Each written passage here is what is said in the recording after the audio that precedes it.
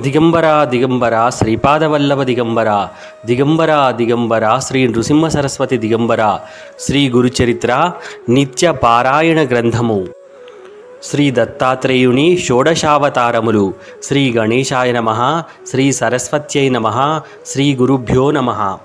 శ్రీ దత్తాత్రేయ సాంప్రదాయంలో కలియుగానికి ముందు స్వామికి 16 అవతారములని చెప్పబడినది. అయితే ఆయన తన పరతత్వంతో నిత్య భూలోక నివాసం చేస్తాడు గనుక మహర్షులకు ఆయన ప్రసాదించిన సగుణ సాక్షాత్కారాలనే ఆయన యొక్క అవతారాలని కీర్తించారని మనం గమనించాలి. వాటిని గురించి శ్రీ వాసుదేవానంద సరస్వతీ స్వామి తమ దత్తపురాణములో వర్ణించారు. వాటి సారాంశం ఇలా ఉంది. 1. యోగిరాజు. అద్వయానంద రూపాయ యోగమాయాధరాయ చ యోగిరాజాయ దేవాయ శ్రీ దత్తాయ నమో నమః. నారాయణోద్భవుడైన బ్రహ్మ తన తపస్సు చేత అత్ర్యాదులను సృష్టించి సృష్టి విస్తరణ చేయమని అత్రి అనసూయలను ఆజ్ఞాపించాడు. ఆ ఋషి దంపతులు రూక్ష పర్వతం మీద తపస్సు చేస్తుండగా ఒక కార్తీక పూర్ణిమ బుధవారం నాడు మొదటి ఝామున మొదటి యామంలో యోగిరాజుగా అవతరించాడు. ఈనాడు యోగిరాజును 3 అర్ఘ్యాలతో పూజించి కొబ్బరికాయ నైవేద్యమిచ్చి యోగిరాజు మంత్రాన్ని జపించి స్తోత్రాలు లీలాగానము చేయాలి. 2. అత్రివరదుడు. అత్రి వాతాశనుడై ఇంద్రియాలను మనస్సును నిగ్రహించి ఒంటికాలుపై యోగిరాజును ధ్యానించాడు. యోగిరాజు వంటి బిడ్డను కనాలని ఆయన సంకల్పం. ఆయన శిరస్సు నుండి వెడలిన యోగాగ్ని ముల్లోకాలను తపింపచేయగా దేవాసురులు త్రిమూర్తులను శరణు వేడారు. ముమ్మూర్తులు అత్రి ఆశ్రమానికి వచ్చి ఆయనను మేల్కొలిపారు. ఆయన ముమ్మూర్తులను పూజించి నేను ఒక్కరిని ధ్యానిస్తే ముమ్మూర్తులు వచ్చారేమి అన్నారు. నీవు ధ్యానించిన అద్వితీయుని రూపాలమే మేము, ముగ్గురము ఒక్కటే. సృష్ట్యాది కార్యాలను నెరవేర్చడానికి త్రిగుణాలను ఆశ్రయించి ముమ్మూర్తులుగా వెలిశాము. నీవు ముందు చూచిన రూపాన్నే ధ్యానించు అన్నారు. అప్పుడు యోగిరాజు త్రిగుణాత్మకుడు, శుద్ధ స్ఫటిక దీప్తిగల యోగాదేశకరుడుగా షడ్భుజాలతో దర్శనమిచ్చాడు. ఇది ఒక కార్తీక బహుళ పాడ్యమి రోహిణీ నక్షత్రయుక్త గురువారము నాడు జరిగింది. మొదటి యామమున మొదటి ఘడియ ధ్యానం. శ్లోకం. మాలాకమండలుధర కరపద్మయుగ్మే మధ్యస్థ పాణియుగళే ఢమరూ త్రిశూలే యస్యస్త ఊర్ధ్వకరయో శుభశంఖచక్రే ధ్యాయేత్తమత్రివరదం భుజషట్కయుక్తం. ఈయన దేహంలోని కుడి పార్శ్వము గురువు, ఎడమ పార్శ్వము భగవంతుడు. కుడి చేతిలోని మంత్రాలకు ఆధారమైన ఆకారాది క్షకారాంత వర్ణాలు గల 52 పూసల జపమాల. ఈ మాలలో సకల మంత్రాలు బీజాలతో సహా ఉంటాయి. ఇవి మందాధికారులైన భక్తుల కోసం. ఢమరులో శృత్యాది శాస్త్రాలన్నీ మధ్యమాధికారుల కోసమున్నాయి. పై చేతిలోని చక్రము ఉత్తమాధికారులకు సత్వరం బంధ విచ్ఛేదనము చేసి తన జ్ఞానతేజాన్ని వారికి ప్రసాదిస్తుంది. ఇవి కుడివైపునున్నవి. ఇది మోక్షప్రదమైన గురుతత్వం. ఎడమ చేతిలో జీవులకు కర్మఫలాన్నిచ్చే కర్మసూత్రమని జలాన్ని కలిగిన కలశమున్నది. జీవుల కర్ణపానాదులు ప్రాప్తించడం దీనిపై ఆధారపడి ఉన్నది. మరొక చేతిలోని త్రిశూలము కొసలు ఆచార వ్యవహార ప్రాయశ్చిత్తాలు, ధర్మార్థకామాలని జీవులకిస్తాయి, సృష్టికి స్థిమితమిస్తాయి. మరొక చేతిలోని శంఖం నిత్యం ధ్వనిస్తూ ఉంటుంది. ఆ ధ్వని అపూర్వ నిత్య పరిసాంఖ్య విధులను సూచిస్తుంది. ఈ మూడింటితో కూడిన యజ్ఞవిధి వలన సృష్టి చక్రం ప్రవర్తిస్తుంది, సృష్టిపాలన జరుగుతుంది. ఇది భగవత్తత్వం. 3 అర్ఘ్యాలతో పూజా వస్తువులతో పూజించి అరటి పండ్లు నైవేద్యమిచ్చి ఆ రోజున స్తోత్రము లీలాశ్రవణాలతో గడపాలి.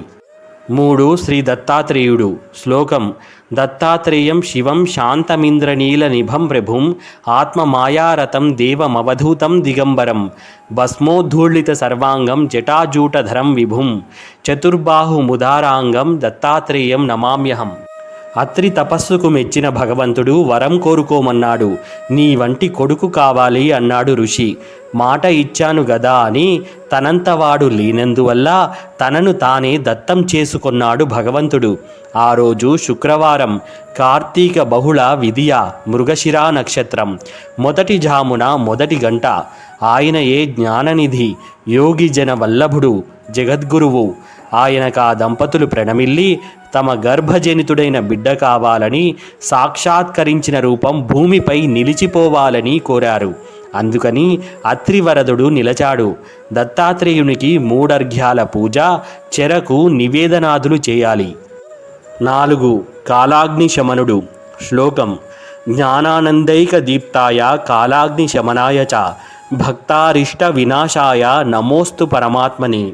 ఆశ్రమంలో ధ్యాననిష్ఠుడైన అత్రి నుండి జనించిన యోగాగ్ని ఆయనను దహించబోయింది. దత్తుడు ఋషి శిరస్సు ప్రవేశించగానే కోటి చంద్రుల చల్లదనం కలిగింది. తెరచిన ఋషి కన్నుల నుండి దివ్య కాంతి వెడలి ఋతుస్నాతయైన అనసూయ దేహంలో అందరి సమక్షంలో ప్రవేశించింది. అది మార్గశిర మాసం పూర్వార్ధంలోని సప్తమి. గర్భస్థుడైన భగవంతుడు 9 దినాలను 9 మాసాలని తలచి మార్గశిర పూర్ణిమ బుధవారం నాడు మృగశిర నక్షత్రంలో సాయంత్రం జన్మించాడు. సకల సృష్టి పులకించింది. జగత్ప్రభువప్పుడు చంద్ర, దత్త, దుర్వాసుల రూపంలో దర్శనమిచ్చాడు. త్రిమూర్త్యాత్మకుడైన బిడ్డడిని చూచివారు పొంగిపోయారు. అనసూయ స్తన్యపానంతోనూ జలక్రీడలతోనూ వారిని భగవంతుడు సంతోషపెట్టాడు. మార్గశిర పూర్ణిమ నాడు 3 అర్ఘ్యాల పూజ, పంచామృత నివేదన, బ్రాహ్మణుల భోజనము విధి. 5. యోగిజన వల్లభుడు. శ్లోకం: యోగ విజ్జననాథాయ భక్తానందకరాయ చ దత్తాత్రేయాయ దేవాయ తేజోరూపాయ తే నమః. కాలాగ్నిశమనులు అనసూయ గర్భాన జన్మించారని తెలిసి సిద్ధ గంధర్వాదులు యోగులు దర్శింపరాగా ఆయన బాల్యరూపాన్ని విడిచి తేజోమూర్తిగా దర్శనమిచ్చి దానిని ధ్యానించమన్నాడు. నాకు జన్మ, కర్మ, గుణ, రూప, మాయ నాశాలు లేవు. సర్వవ్యాపిని ఈ మూర్తిని ధ్యానించి తరించండి అన్నాడాయన. నాడు మార్గశిర పున్నమి గురువారము మధ్యాహ్నము. ఆనాడు అర్ఘ్యం, ముత్యాలు, పంచభక్ష్యాలు సమర్పించి ఓం యోగిజనవల్లభాయ నమః అని జపం చేయాలి. 6. శ్రీలీలా విశ్వంభరుడు. శ్లోకం: పూర్ణ బ్రహ్మస్వరూపాయ లీలా విశ్వంభరాయ చ దత్తాత్రేయాయ దేవాయ నమోస్తు సర్వసాక్షిణే. బాలదత్తుడైన యోగిజన వల్లభులు ఒకసారి అనసూయావడిలో పాలు త్రాగుతుండగా అతివృష్టి మొదలగున ప్రకృతి వికారాల వలన పీడితులైన మానవులు, మునులు ఆయనను శరణు వేడగా ఆయన తన విశ్వరూపం నుండి యోగలీలగా వారికి వలసినవన్నీ ప్రసాదించాడు. ఒక్కొక్కసారి శిష్యులకు వేదము నేర్పేవాడు. ఒకప్పుడు ధ్యానస్థుడయ్యుంటాడు. ఒకప్పుడు తన యోగమాయ చేత ఈ సంసారాన్ని అరణ్య రూపం ధరింపచేశాడు.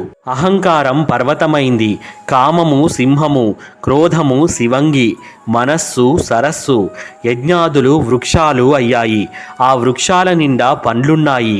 ఈ పండ్లు ఆశగొలుపుతాయి గాని వివేచిస్తే అవి కోరదగినవి కాదు. వాటి నీడ కూడా విషపూరితమే. జలము అంతే. సుఖాన్ని కోరేవారు వీటిని అనుభవించాలన్న భ్రాంతితో ఇక్కడ నివసించకూడదు అన్నాడు. ఆయన మాటలు లెక్క చేయక వారంతా వాటిని అనుభవించారు. ఆయన అదృశ్యుడయ్యాడు.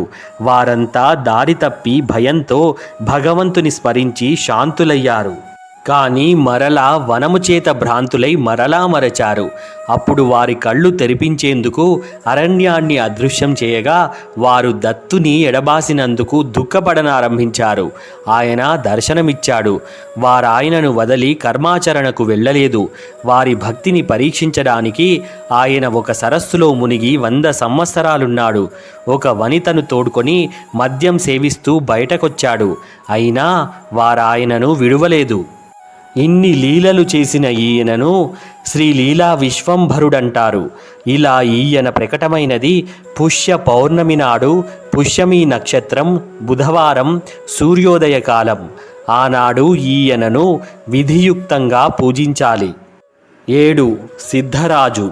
శ్లోకం సర్వసిద్ధాంత సిద్ధాయ దేవాయ పరమాత్మని సిద్ధరాజాయ సిద్ధాయ మంత్రదాత్రే నమో నమః. అప్పుడు అదృశ్యుడైన లీలా విశ్వంభరుడు గుప్తంగా బదరికావనం చేరాడు.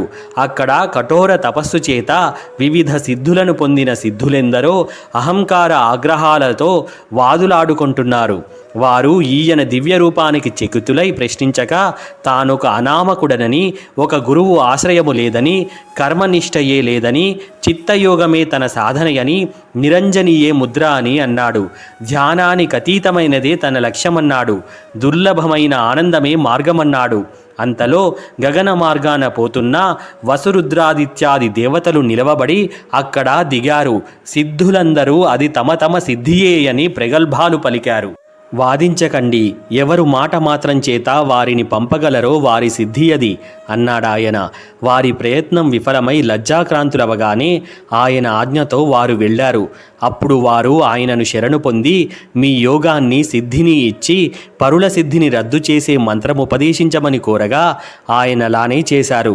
ఇలా సిద్ధిరాజుగా ఆయన అవతరించిన రోజు మాఘ పూర్ణిమ మఖా నక్షత్రయుక్త గురువారము. వీరిని యథోక్తం పూజించాలి. 8 జ్ఞానసాగరుడు. శ్లోకం సర్వత్ర అజ్ఞాననాశాయ జ్ఞానదీపాయ చాత్మని సచ్చిదానంద బోధాయ శ్రీదత్తాయ నమో నమః. అజ్ఞానమే జీవులన్నింటినీ క్షోభింపచేస్తోందని తలచిన దత్తుడొక ఫాల్గుణ శుద్ధ దశమి నాడు జ్ఞానిగా ప్రకటమయ్యాడు. నాడు పునర్వసు నక్షత్రయుక్త రవివారం.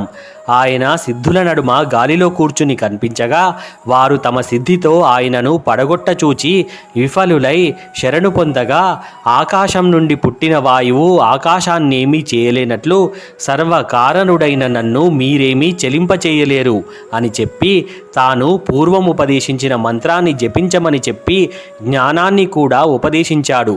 యథోక్త పూజ మందిర నిర్మాణము విధి. శ్రీ దత్తాయ గురవే నమః. శ్రీ శ్రీపాద శ్రీవల్లభాయ నమః. శ్రీ నృసింహ సరస్వత్యై నమః.